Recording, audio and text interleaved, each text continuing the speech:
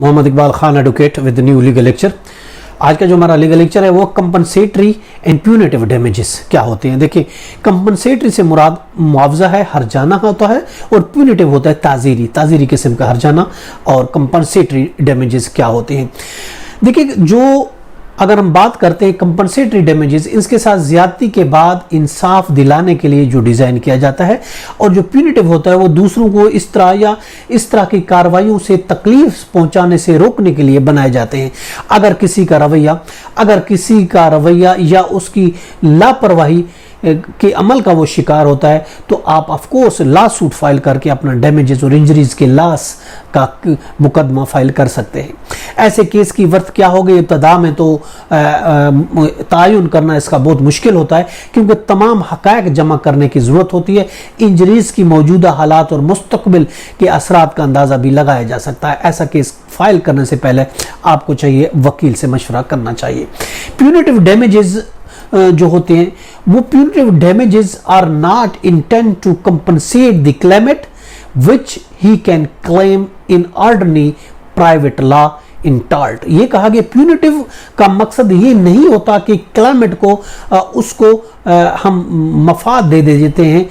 वो अगर मफाद लेना चाहता है तो वो ऑर्डिनरी लॉ सूट फाइल कर सकता है। उसके रूलिंग है 2012 SCMR पेज है 1549।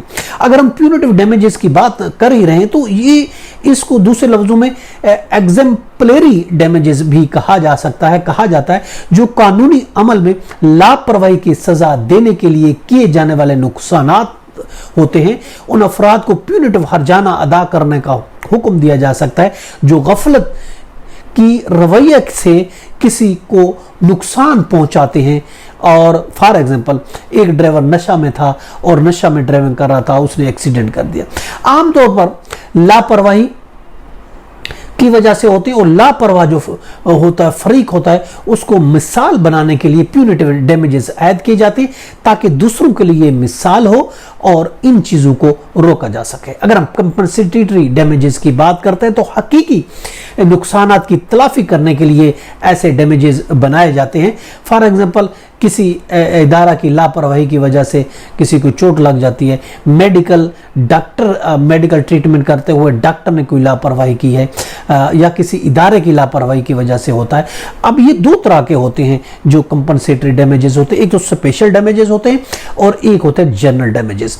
जो स्पेशल डैमेजेस वो डैमेजेस होते हैं जो कि टेंजिबल होते हैं एंड इजी टू कैलकुलेट, जो आसानी से हम कर सकते हैं। जैसे लास्ट ऑफ द वेजेस है, कोर्ट लिटिगेशन है, किसी की नौकरी चली गई, और इसके अलावा कार हादसा में मेडिकल अखराजात हो गए, तो ये किस्म के होते हैं स्पेशल डैमेजेस। अगर हम बात करें जनरल डैमेजेस की, जनरल डैमेजेस को हिसाब लगाना, उनका कैलकुलेट करना बहुत मुश्किल होता है, क्योंकि ये सब सब्जेक्टिव होते हैं। मिसाल के तौर पे इंजरी है, इंजरी का पता नहीं है कितना अर्सा तक रहती है, इसका लॉन्ग टर्म इफेक्ट का पता नहीं है था, जो कि विजिबल नहीं है, जो कि नजर नहीं आ रही, तो लॉन्ग टर्म मेडिकल केयर उसकी होगी। ब्रेन इंजरीज हो गई, फॉर एग्जाम्पल इमोशनल डिस्ट्रेस अगर होती है, पेन होता है, सफरिंग होता है किसी चीज़ से, और तो ये ऐसी चीज़ें हैं जो वक्त के साथ साथ पता चलेगा ये कितना अरसा लगेगा इनको दूर होने में, तो इनका ज़रा अंदाज़ा लगाना मुश्किल होता है। ऐसे डैमेजेस को कहा जाता है कि जनरल डैमेजेस।